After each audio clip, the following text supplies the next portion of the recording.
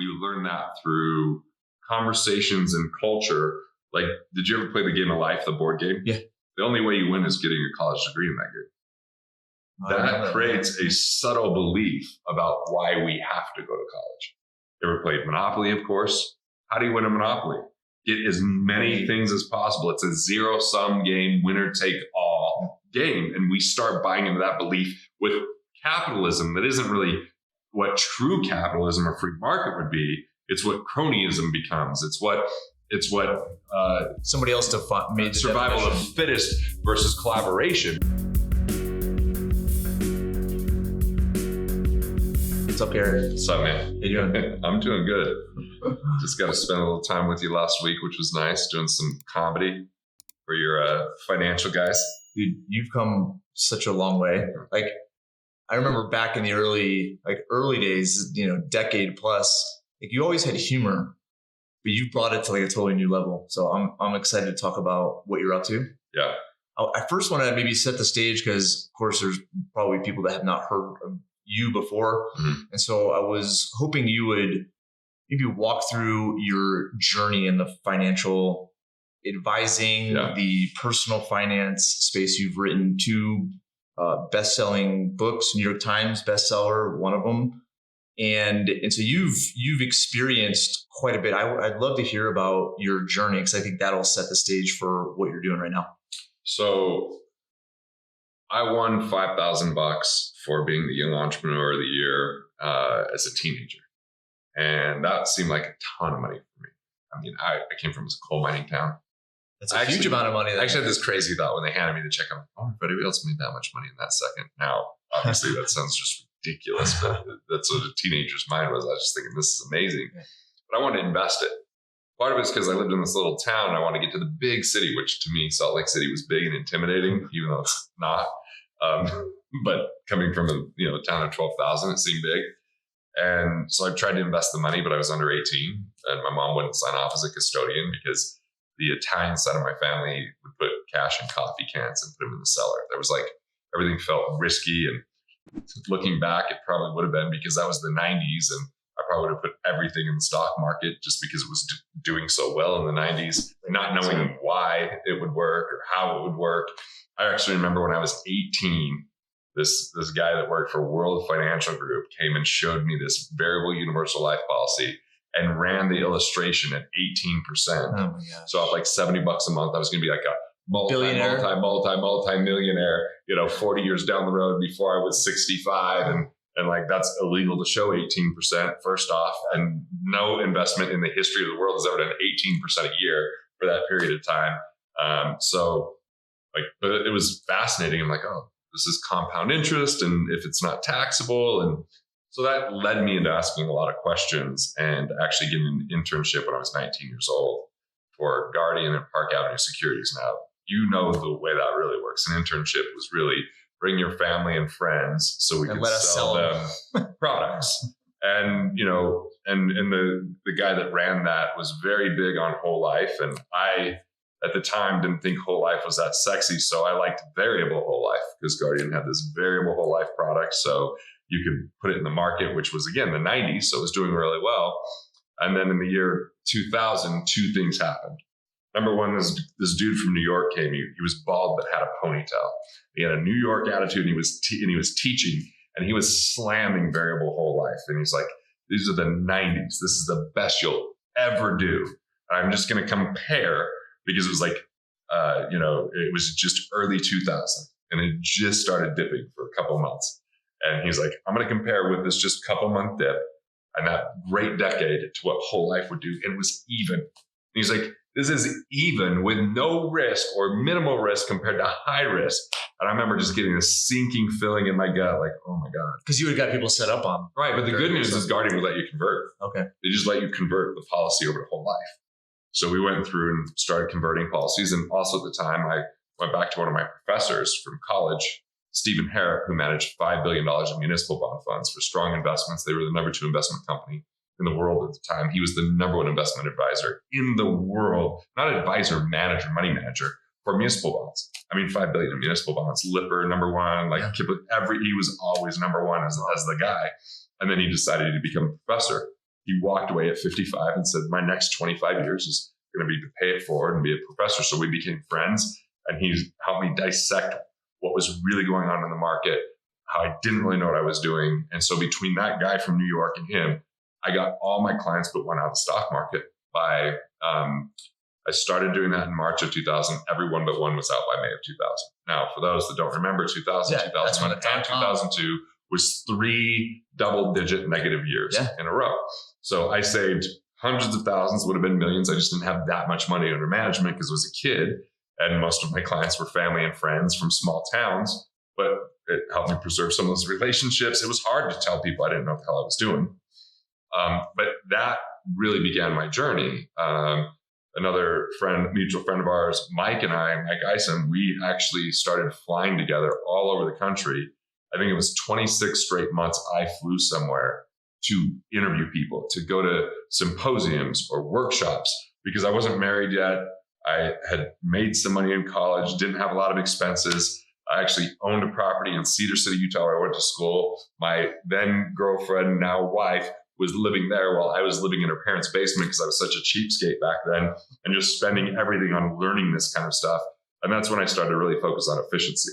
I realized if you could save on tax, that was a pretty guaranteed rate of return. If you could save on interest, that was a pretty guaranteed rate of return. If you could save on non-performing fees or hidden commissions or improper structure to investments, that was a guaranteed return. Or if there were duplicate coverages or, again, improper structure with insurances, these were all ways that you could put more money in your pocket without having to take more risk.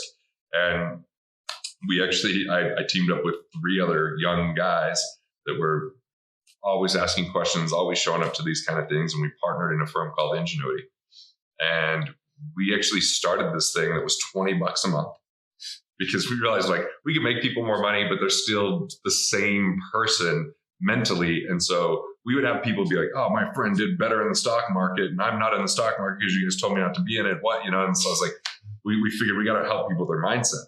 So in these producer perspectives, we'd email out to people 5 days a week. We had these producer symposiums, or producer forums, they were called, once a month. And we started opening up in different places, and we bring speakers in. I don't know, what else do? We just had newsletters once a month and interviews once a month on CD that we would mail out to people. So we really started to focus on mindset while we were still helping people with their finances. Okay, so let me stop there, because you get exposure, right, to, I would say, the mechanical, right, the more objective numbers side of things. You go and study. Obviously, you timed it perfect. I'm not sure nobody really knew that .com was coming or when it would hit, I didn't. Great timing. Then you pivot, right, and now you have, I would say, a combination of number side of things, making people more money, but then mindset. So what led to the mindset? What led to that shift into mindset, as opposed to just continuing down the path of making people more money? I had this partner, Les McGuire, who was very philosophical. And we were in a program called Strategic Coach. And every time we'd fly to Chicago to go to these sessions, we'd get these healthy debates and talking about things and dissecting everything. And we would always talk about our clients and what was happening with them. And I was doing annual reviews every time in person. I was doing quarterly phone calls. I was really proactive with that. And no matter what was going on with their finances, they still seemed to have the same level of stress, the same issues. And so we were seeing they're investing in our lives, going to things like landmark education, going to things like Strategic Coach. I mean, and it turned me from being a total asshole to only kind of an asshole. And then eventually I think I've evolved even to a pretty decent person. But thank God for my wife. I did all this work because I look back to the kind of person I was. And so we just recognized the impact it was having in our lives. And we had this philosophy that the best investment is yourself. Invest in yourself. You're your greatest asset. And so what are we doing to help people with that? We're just helping them with their assets, not with the key asset. Yeah. And that's why we started that membership, which was called the Producer Revolution. It was a pretty sizable movement, actually. It was, yeah. And it created some fanatics, and we had some philosophies that could have been developed a little bit more. I remember like the answer to every problem was create more value and like, don't be a consumer. And like, it was almost like some angst and judgment that came along with it, which is kind of the visceral you get when you're 20 years old and think you know everything. And, you know, I mean, it was progress. It definitely wasn't perfect though. And, that was back before we had to build our own platforms. There wasn't WordPress. There wasn't Kajabi. There wasn't like all these like plug and play things. We were like hiring developers, building it on C# platforms and spending hundreds of thousands of dollars. And then it becomes antiquated so quickly. But I think it was a good step in the right direction because in 2006, I remember December of 2006, I was in Phoenix with one of my clients. And he was really good at mapping things out. And we were writing this 7-stage process called the Freedom Fast Track. And the second stage, I wrote Soul Purpose Activator. And it was like a really foreign, weird thing to think about, considering someone's soul purpose, which is their values, which is their script for how to operate, combined with their abilities and also what they're passionate about in the highest context of how they live. And to put that in a financial program. And then later I was like, wait, this is what makes personal finance personal. Yeah. And it seems common sense now, but at the time it seemed radical. It seemed out there. It seemed almost airy-fairy and I'm going to get attacked, and did a little bit, but not too bad.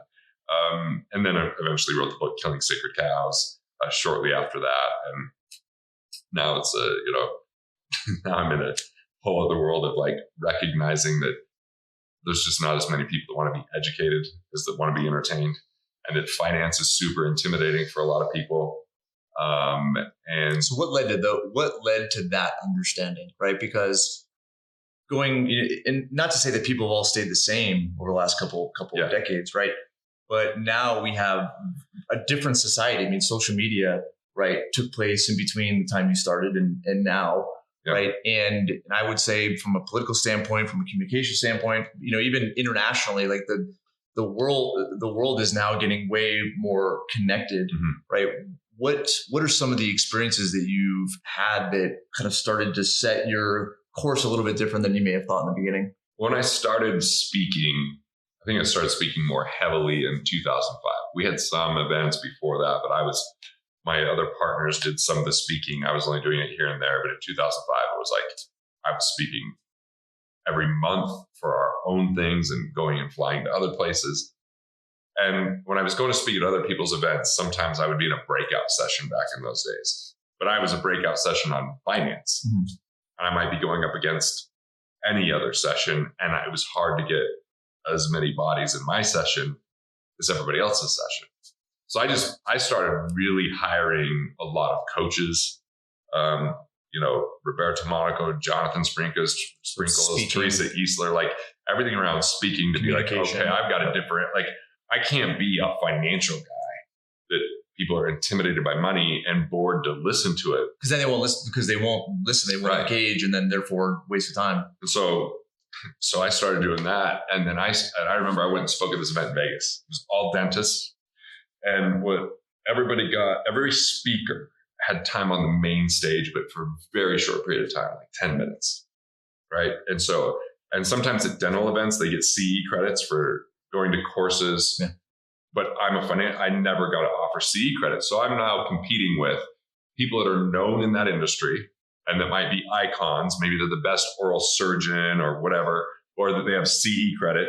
And I'm a financial guy. And I remember I'd been working for a while with these coaches, and I got up and I gave my 10-minute talk, and I had the smallest room in actual physical size. Mm-hmm. And I had only a small square to stand in because people were sitting on the floor. People were outside the door looking in because I'm joking around a little bit, but I'm giving them a lot of information. My tonality is going up and down. I'm not monotone. I'm not wearing a tie. I started growing my hair right around that time. And it was just like this entirely foreign thing. And I was like, okay, that was the first taste I had of it. That was like, okay, there's something different. And then a lot of times at those events, you do short videos to say what your description of your thing was. Or I started learning marketing so I could write what it was and they could engage at a different level. So I saw that entertainment at a pretty early time. And there are a lot of times where I would show up at an event and I was what one of my coaches, Michael Port, would say, a surprise and delight speaker. Like nobody knew my name. They were delighted. But I would be like the number 1 or number 2 rated speaker out of 15 to 20 speakers because I could bring that energy. I could bring that entertainment. And then I was in Italy for a summer with my wife and just taking all this time to relax. And we just had so many good nights where we're like all joking around and having fun. And because I had 2 months with time off, I just was thinking and writing some jokes for just fun. And then right when we came back from my birthday, we went to an Atlanta Braves game, and I'm telling her some jokes and she's laughing. And my wife is like, where are you getting these jokes? I'm like, from my own brain. I'm like, I'm really proud of myself here. Cause like to make her laugh, she's not a fan. Yeah. She's not like, oh, Garrett's a money guru. No, she's like, take out the garbage. I knew you from college. like I remember she comes to one of my events. There's 450 people at this event. I finished speaking and she goes to the bathroom and someone in the bathroom goes, you're Garrett's wife. Congratulations. She goes, congratulate him. Like she's just, just not impressed. And she's laughing. And then that Sunday, that was a Friday.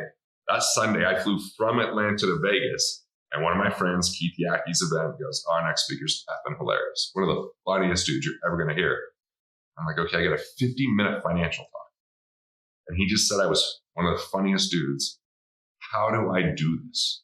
So I walked out on stage and I go, maybe the worst introduction I've ever had, but I guess he did mention I wrote a New York Times bestselling book called Killing Sacred Cows, which might sound amazing and flattering until the very first podcast I ever did. And the guy called it Killing Scared Crows the entire hour and a half.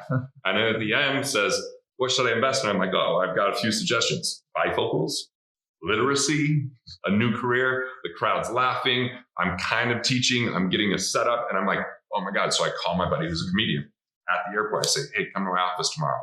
For 2 hours, we wrote some jokes. I did an open mic. And then from August 2017, comedy became a hobby.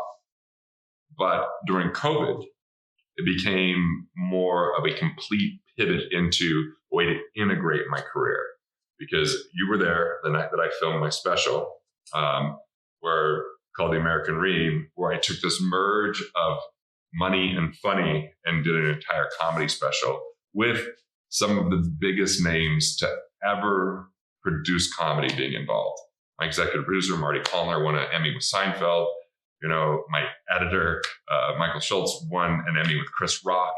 My director has, I think, more comedy specials on Netflix than any other director, and he was up for the Emmy for the Fresh Prince reunion. So they understood that there is no court jester of finance who's out there poking fun at it. Back in the day, the court jester could make fun of things that were real, that anyone else would get killed by the royalty. And so I'm like, cool, I can start poking fun at something so that we can start looking at it in a different way. Because when I show up and just talk negative about a 401k, it's really like offensive to some people. And it's like, it hurts them because they've worked so hard to put money in it. When I tell jokes about it, and that's where goes, oh, that's kind of true. And that's where I was going to go. So first, it's like, I think the magician or the funny archetype, right? That's a hard archetype to own. And I think naturally that's not your archetype, but yet you've discovered this part of your personality that connects to people at a different level. Because in my experience in finance, right, you can easily toe the line of making people wrong, offending them, telling, I've done it. We've all done it. And that's in the financial world. It's interesting where there's some very determined belief systems that are reinforced by books, by personalities, by media. And if you think or believe something different, it doesn't even matter the logic behind it. From an emotional level, people are just like, don't talk to me. That's what is interesting. It's what's interesting about what I've learned from you because of this pivot that you're making is when you have this humor, first off, tapping into that, you got to be vulnerable. I'm not sure if you can fake funny.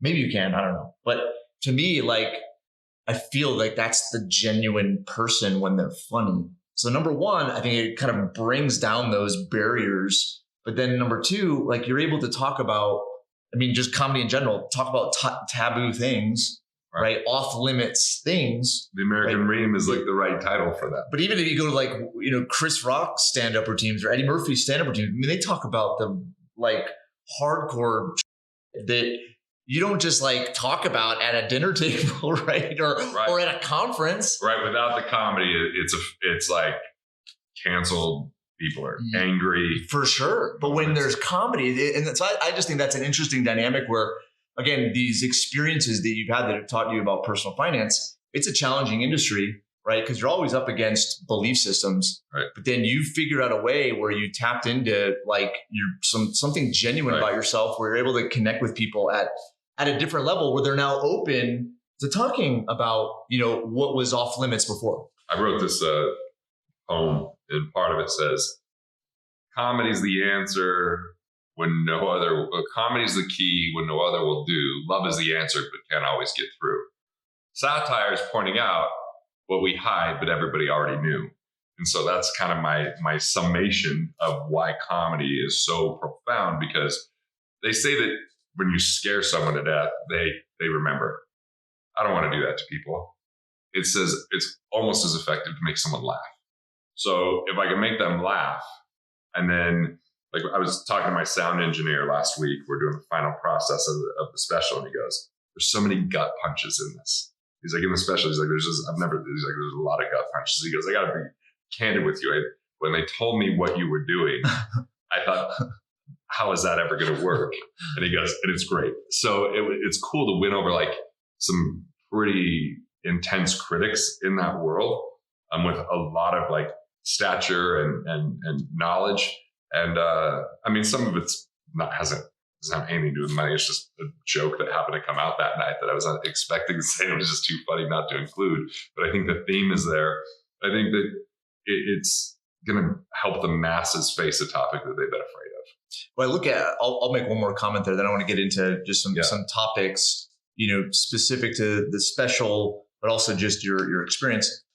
But I'd say that, again, as you look at humor, I mean, look at roasting, right? Whatever comes to mind, it's when Demi Moore was roasting Bruce Willis, right? And it was just fascinating, because those are things that without that platform, like that conversation does not take place. Right. And it's almost like society has gotten to this like superficial level, which I think we're all involved with, right? Where like you have to have this, it's who you are, but then it's who you are in public. Right. There's a joke in my special that my manager's scared of. I think I told you heard the joke because you were there, but I'm talking about like kids that they don't labor. Yeah. They don't need Labor Day off. Driving people around in an Uber isn't labor. Working at Jamba Juice, that's typing on a Zoom meeting isn't labor. And I'm like, labor, having a baby is labor. That's why they call it that, because it's hard work that wrecks the woman's body. And ladies, you deserve it a few hours off afterwards. He's like, "Oh, you can't say that joke." I'm like, nah, it's a joke because it's stupid that guys would say something like that or feel that way. That's what makes it funny. And, it's not like I'm saying it like as a sexist. I'm saying it as the opposite. Like, how stupid are we? And that's why you get laugh out of it. But we're a sensitive society. But it's one of and that's the sensitivity, I think, is that conflict, right, between who we are in public and who we are internally, and I think that gap continues to widen, right? So these are thoughts that everybody has, but nobody's willing to express because it would violate some sort of like stigma associated with their public personality or public profile, right? I mean, my set's pretty clean, because it's not made much funnier with vulgarity. Because I want to have reach, because in my everyday life, I swear a lot more than when I'm on camera. But I'm also just thinking about, like, does it really add to it? I mean, there's plenty of jokes that I remember I posted one of my comedy sets and someone was like, "Oh my God, this was supposed to be clean. The sexual innuendos in here are so filthy." I'm like, yeah, I'm a filthy mind. What am I going to say? Like, it's just, so I don't want to mute myself. I want to be able to like say things that other people can't say. And that's what makes it funny. And I also want them to remember some things that will really help them in life. But the goal is it's got to be funny first. It's not just another lecture. It's like, I am truly declaring myself a comedian, and based upon who's involved with the project, and I think where it's going. I mean, I remember I did a practice run for a group of your advisors. Mm-hmm. And you were laying on your side at one point laughing on my insurance jokes. And I was like, "Oh, this is fun. This is good." And that's good because I was doing a lot of Zoom at the time to prepare. So Zoom is not as fun as people in the same room as you, right? Because like you can only hear laughter one way a lot of times on Zoom. So yeah, it's been a challenge, but a good one. So let me hit on something to kind of pivot the conversation. So you said you wanted to get through to people to help them, paraphrasing. And I think that's where, when we first met, there was, kind of a sincerity and genuineness about you, where you wanted to make a difference, right? You talked about the things that you're most, you thought were most important for other people to hear. And of course, your journey led you to the point where, even though you were saying the things that would help people, right, there was resistance on that kind of initial layer that they were not able to get past. Therefore, they weren't helped. Right. So maybe get into where you've come with your understanding of what wealth is, like what people are pursuing, and maybe unpack why aren't people achieving levels of life that they want, especially in the society where all the information, all the books, everything's there to do it, but yet people are still stuck in a sense. So wealth to me is knowing what your win is and living by your rules and your win, not everybody else's. We lose wealth when we try to conform to society, when we try to please others at our own expense, when we buy into this notion that this is going to be a temporary thing, that we're going to give up so much of what we enjoy so that one day we can finally live a life that we can love. And the problem is those habits become who we are. So I just had this conversation today with someone that I said, I'm leaving social media. I'm like, well, how are you going to do business? I'm like, there was business before social media. There will be business after, but social media is not part of my win. It's not part of my wealth. I don't want to have digital assets where my how I'm viewed is based upon the number of subscribers, the number of likes, or the number of comments, because then I start thinking superficially about what would be viral or what would be controversial or what would be, versus like being who I am. And so this is a weird notion, but I've had kind of like a renaissance in my life where I decided hobbies were going to be as valuable as to my wealth as my business activities. They would be on par. They wouldn't be like beneath that. And I started taking courses on being a barista. And then I just built this, my friend, my client, and I built this thing called the Roast, which is it's got a big bougie seat, and I can pull it behind my e-bike. And then it's got a chalkboard that you open up, and it's got an espresso machine you put up there. It's got a generator on it, and it's got a sound system. So I could roast coffee while I roast bad financial ideas, almost like jaywalking would be on the street. I could do so. Like I'm like, oh, that's kind of fun. And then I became a whiskey sommelier, and then I started to learn how to fish. And then I started taking classes at Traeger, and I went and shot a elk with a bow. I just started doing these things that weren't really anything to do with money. They were just about my own enjoyment. So I started thinking about like, what art do I enjoy in life? What are my art forms that I would do for myself? So I write some poetry sometimes, and like I obviously comedy was part of that, and some of that crossed over into a business world or into a financial aspect. But the start was considering my life and myself valuable enough to take time for myself for no other reason than I would enjoy those moments, not because of validation by the external world. And by doing that, I feel like I could be more connected to the world versus having the world tell me what wealth is or what my win is. And so that has been really this revitalization of my life in the last few years. And I feel more inspired. I feel more ability to connect with people. Like a lot of my hobbies have to do with satiating experiences, either meditative experiences or satiating. And satiating experiences are, how can I create conversations that lead to connection? When I'm making a latte, I'm listening to someone, and then we sit down and we have that latte and we have a conversation while we sip on that latte, which prolongs that conversation. I started smoking a tobacco pipe every now and again, maybe once a week or so.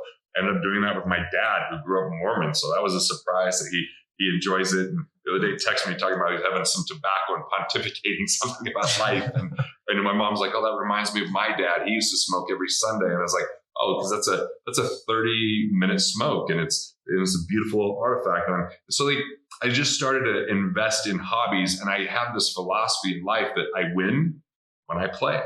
So how do I play? I play doing comedy. I play writing, like even my new website I'm writing today. I'm writing things that are funny and enjoyable that are part of that process. So I created life on my rules and on what my win is. And so I'm not trying to retire from anything. I'm not trying to run from anything. I'm no longer trying to hide from anything.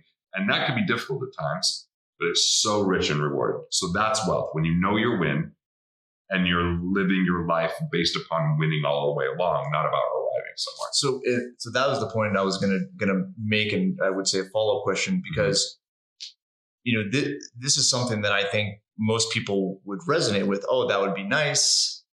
And they look at you, they look at others, right, that fit that persona, and they say to themselves, well, I have to do this first in order to do that. That's sacrifice. And unfortunately, we learn that through conversations and culture. Like, did you ever play the game of life, the board game? Yeah. The only way you win is getting a college degree in that game. That creates a subtle belief about why we have to go to college. You ever played Monopoly, of course? How do you win a Monopoly?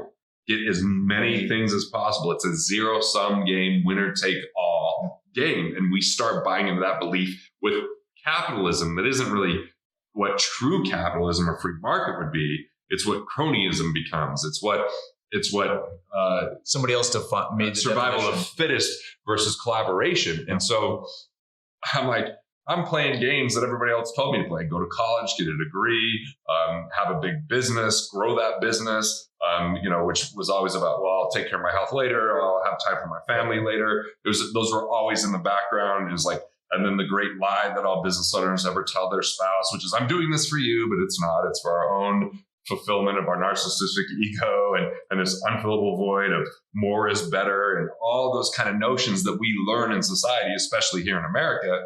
And there is merit to some of that, but there's a lot of false reward to a lot of that, especially when we're trying to prove something to other people. As soon as we try to prove something to someone else, like I was practicing my comedy set, I had a terrible night. I was on Zoom, had some people on, including someone who used to coach me in speaking. And I had some friends in a dining room, and there's a chef in the kitchen. It was at my friend's house, and my wife's in there doing her culinary homework in the kitchen, and it's noisy. And they're like, hey, how long can you be done in an hour? Well, my set's an hour and a half. The worst thing you can do is take an hour and a half in comedy and make it an hour. The best thing you can do is go, I guess I won't share a third of my set. And I condensed it. And the guy said, well, you really sucked. And I did. That's the truth. It wasn't good. But what was really hard is not to have that be a chip on my shoulder and be like, oh, wait till I do this on the night. I'll show you. But what I did was I waited, and a month later, I finally shared it. And he goes, dude, I can't believe it's the same thing. I'm like, yeah, I had an off night. Like, I definitely did. I learned a big lesson from that. So, and a big part of the lesson was just along the way enjoying it. Like, not waiting for April 15th, but being like, oh, I had this set in March in Ogden and at the Wise Guys Theater there. And it was like, it was an amazing set. And it was one of the best nights. I'm like, it wasn't that night was only good if the April 15th was good. It was like, as a standalone, that was a win. That was an enjoyment. Just enjoy that moment, extract that moment, not be like, oh, I hope this goes. And like, even leading up to that night, my last line I thought was awesome. I couldn't wait to say it, but I was like, I want to enjoy every moment on that stage. And I think often in life, we're trying to get to the next moment. And it's a silly movie, but it was really a movie that impacted me. It was Click. Did you ever see it with Adam Sandler? Yeah. He could fast forward through anything. Yeah. And next thing you know, he's old. He missed everything. He missed everything. And I think that most people would do that if they could, without proper perspective, because I think that we've learned that pain is something to avoid. But what I've learned is pain is part of the process. And it's a gift, even if we don't like the wrapping. It's a tap on the shoulder. And if we're willing to go through it with love and compassion, that on the other side of that pain is always connection and lesson. And so to me, I've learned how to, like this morning, my wife, she woke up early. I'm like, what's up? She's like, I'm just really sad because I'm trying to get our son in this camp, but he's got to have certain vaccinations. But my son had a really adverse a reaction to a vaccination back in the day. So he's not up to speed on certain tetanus and polio, which I don't even understand why he would have to have that. And she's like, so I don't think they're going to let him in camp. And he's struggling with friends. I was like, my thing today was like, oh, well, if you need to call the camp and have me on the call, be on the call. But otherwise, I was doing my best not to get sucked into like thinking that I have to make her happy, or that's my responsibility, or that there's something wrong with her being sad. And she was able to get a hold of the camp, and they're going to let him in and all this. But I think that even what she did, I do a lot of times, which is we suffer the future. We start thinking about what's coming up, and we start thinking what could go wrong with that. And we start suffering today for something that hasn't even happened. And 99% of what we worry about never is reality. The stuff that are really the biggest problems are things we could have never predicted. And I feel like we're going to have the tools and we're going to have the lessons through those, even if it is painful. But the people that struggle the most are the ones that try to avoid the pain, hide from the pain, run from the pain, go around the pain, when going through it is the only way.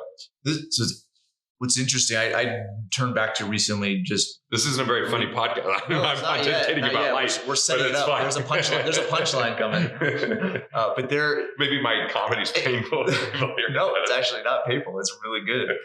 But there's, I was reading, Meditations by Marcus Aurelius, and the definition of a meaningful life hasn't changed at all, since then. But yet the world has become more complex, and I think it's been more difficult for people to have those moments of meaning, right? Because we are better at faking things now. We have tools to make things look and feel real. So it makes it even more difficult. Filters and social media, editing, and like, I don't know how to describe it without sounding too crazy, but I'll just say it. The morning of the comedy taping, I'm in acupuncture, just relaxing. I have this just moment of clarity. I felt like it was God just saying, hey, there's nothing to worry about. I've got you. You've got this. When you make mistakes tonight, it's part of the process. Just make them. It'll be okay. So you're in show 2. I didn't make as many mistakes in show 2 as I did show 1. But show 1, I just forgot where I was at one point.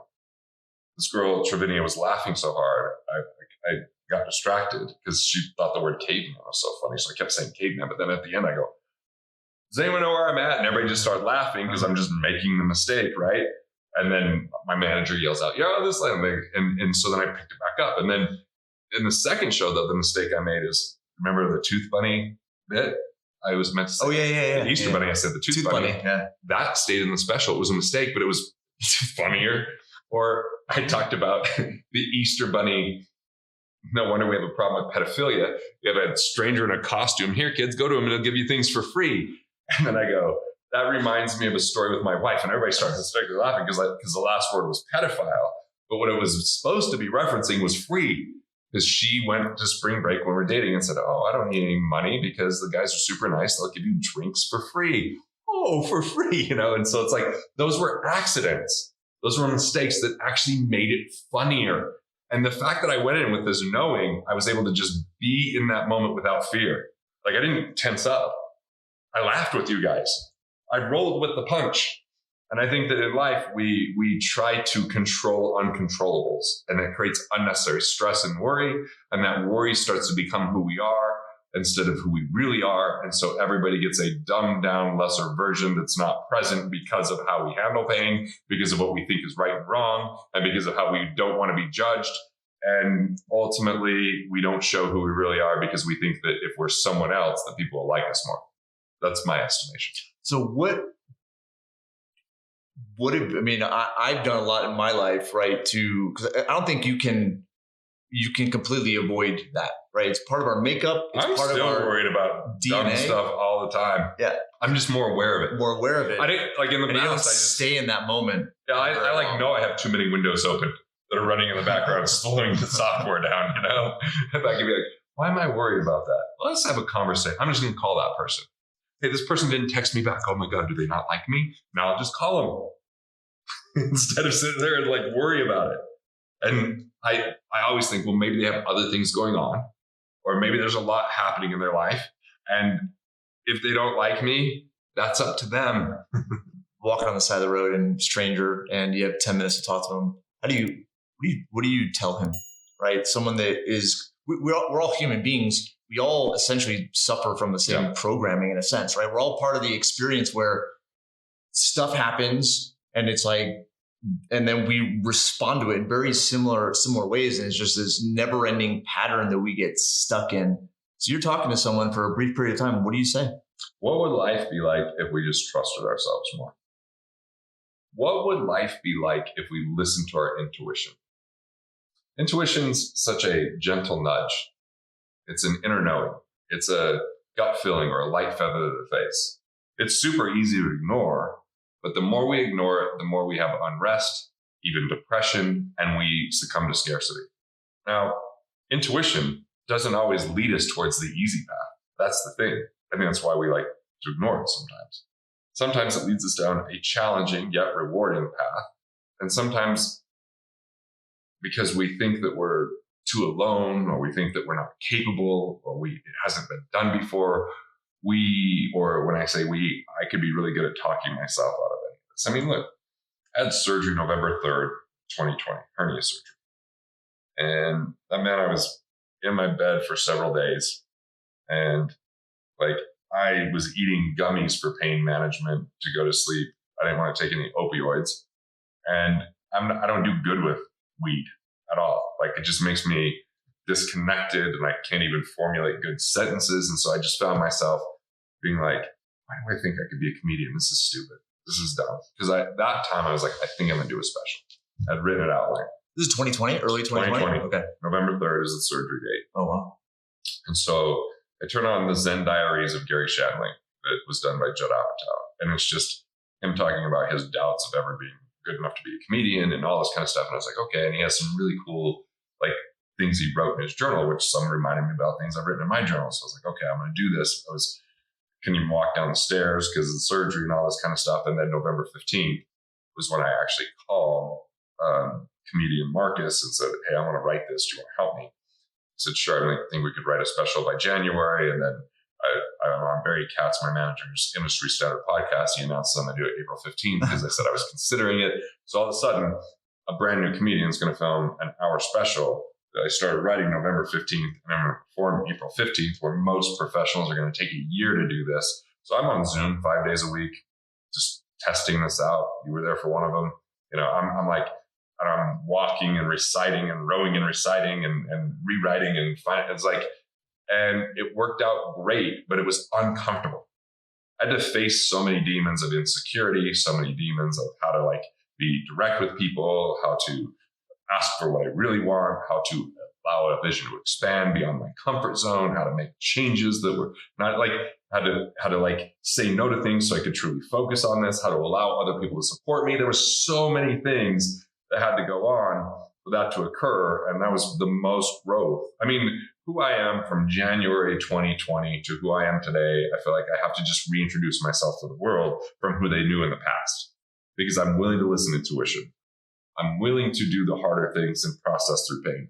I'm convinced that on the other side is love and connection. I feel worthy of love.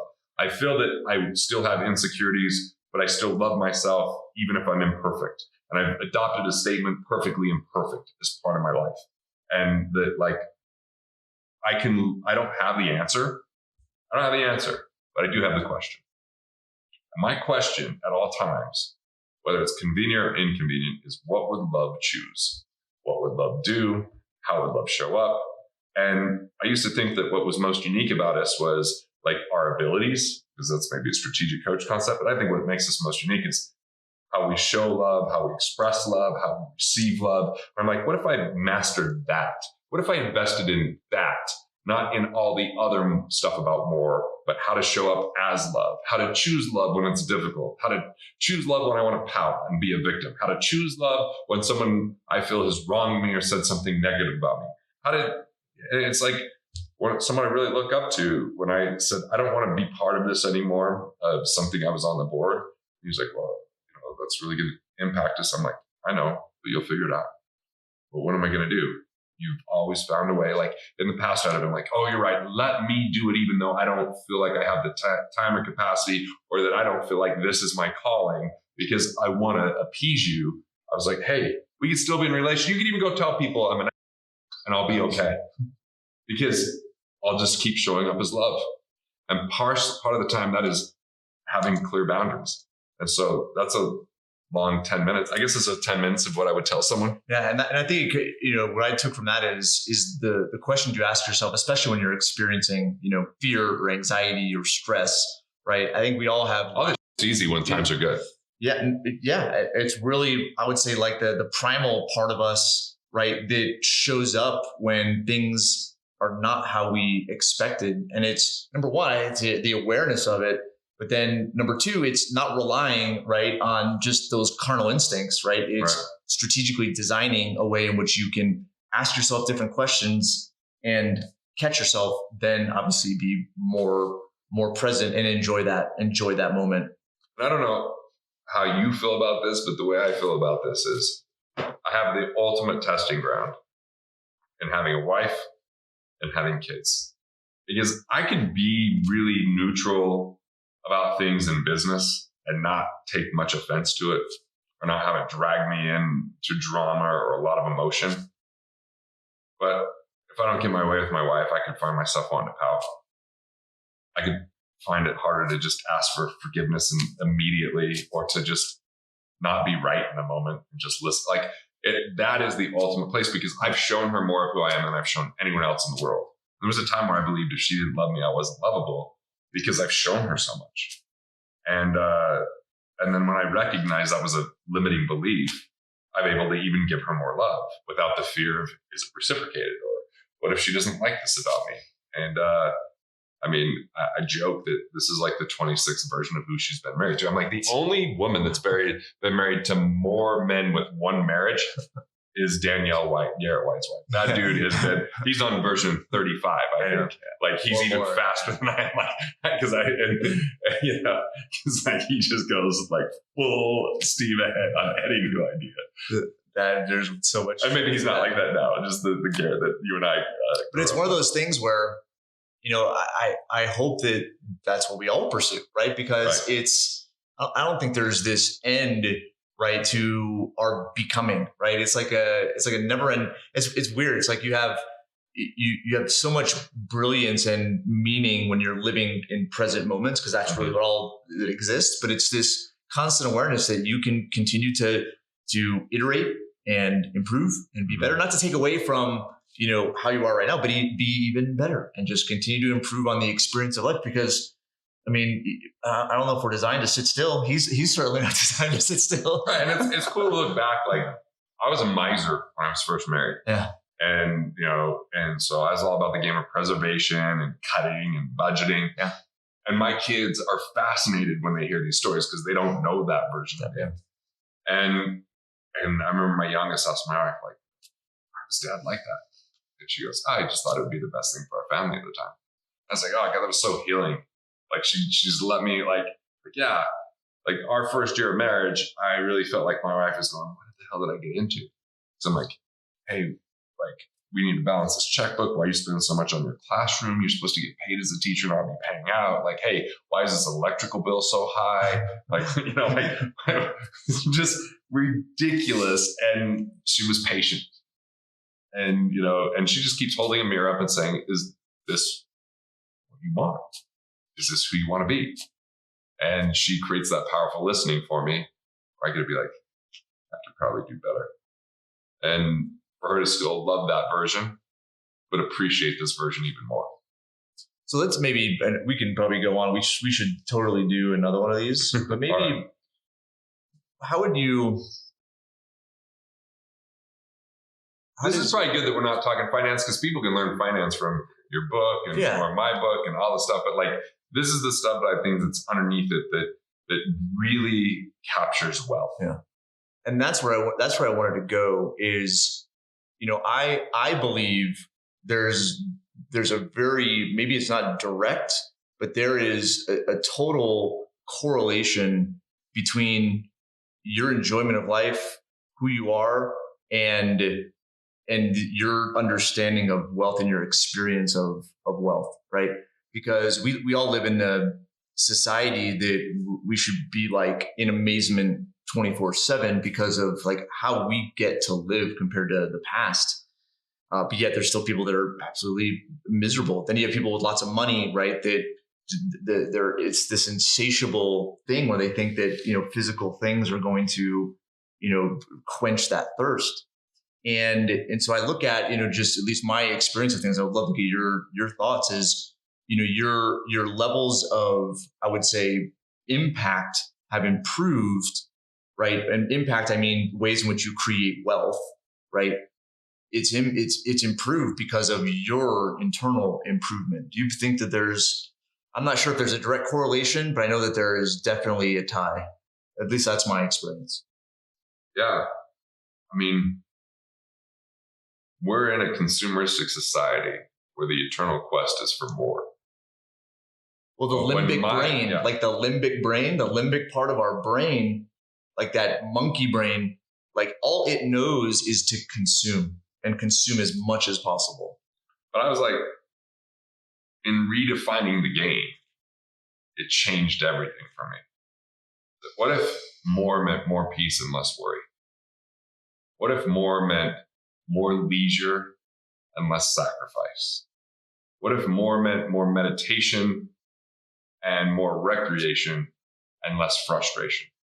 And in my 20s, I had so much ambition that more meant more revenue, even more employees, so I could tell people how many employees I had. You remember my office back then, it was way extravagant for where I was at that point in my career.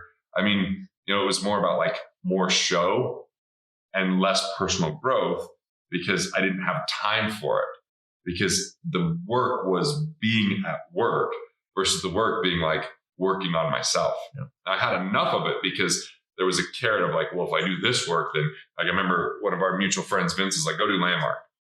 And I thought it was just going to make me a better financial advisor. And it did, but not for the reason I thought it would. And in my 20s, I did a lot of talking in this podcast. I do a lot of talking today, but now I'm really focusing on listening more. And not just listening to people, but listening to intuition, because I feel like intuition is source. It is the knowing that is like the divine path or divine will. And I can have free will, but that could be a lot like a detour a lot of times than just listening to that intuition. I still have choice whether to pay attention to it or not. And that might be, a little bit more deep on the philosophical level, but I found that to be true. And look, I don't always listen to my intuition. I was in LA and walking and I saw this kid look like he was really in pain and like angst and like mental pain, but like didn't look like he'd been homeless. If he had been homeless for a long time, but he had no shoes on. My intuition was like, go talk to him. Just walk by. It was inconvenient because it was other people. And I was like, and then I'm walking the airport and it's like, I see this girl and I'm like, she's a little bit heavier, but she was beautiful. I'm like, just go tell her she's beautiful. But I was like, oh, I'm married. That might be weird. And then again, my intuition's like, maybe she just need to hear that in that moment. But I start rationalizing and justifying out of safety, out of protection, out of like convenience or inconvenience or hustle or like, and so when I'm listening to my intuition, I had a dream to write a one-man show. It was a dream. Woke up, I'm like, I'm doing it. And you've seen it. You've seen the impact it has, and it's not even officially out yet. Want to master your money? Want to figure out the things that you could do to improve your finances? Click here and check out more videos like this on Money Matters.